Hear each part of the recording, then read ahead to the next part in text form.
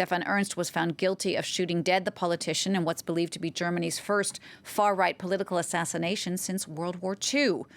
Our Berlin correspondent Nick Spicer has been keeping an eye on this story. He joins me now for more. Nick, first of all, what more can you tell us about the case in general? What happened?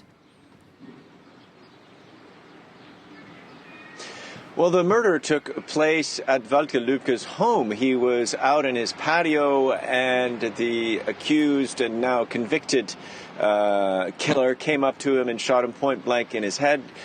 He was found by his son, brought to the hospital, and declared dead on arrival. 2 weeks later, the police arrested Stefan Ernst. He confessed, he retracted his confession, and then he reconfessed, and he was sentenced to life in jail without a possibility of parole because, in the words of the prosecutor, this was a case of xenophobia and racism. What Luebcke had been doing to anger this neo-Nazi was actually campaign on behalf of Angela Merkel's welcome refugee policy. You'll recall in 2015, around 1 million refugees came in from war-torn areas in the Middle East.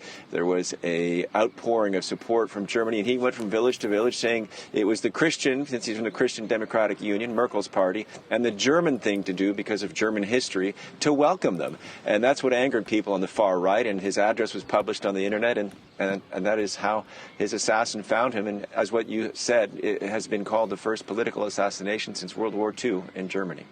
Nick, is this killing there part of a wider trend in Germany, perhaps of a rise in far-right sentiment there?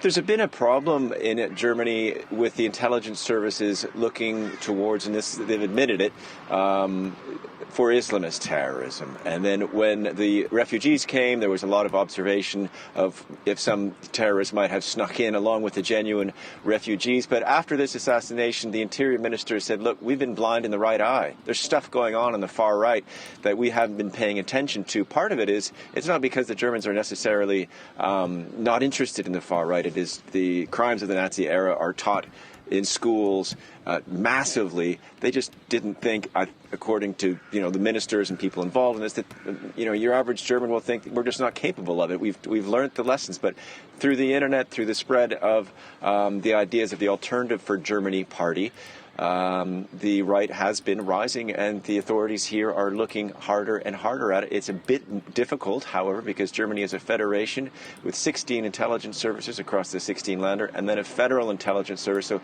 part of the problem has been simply one of coordination, but it's certainly on the radar screen.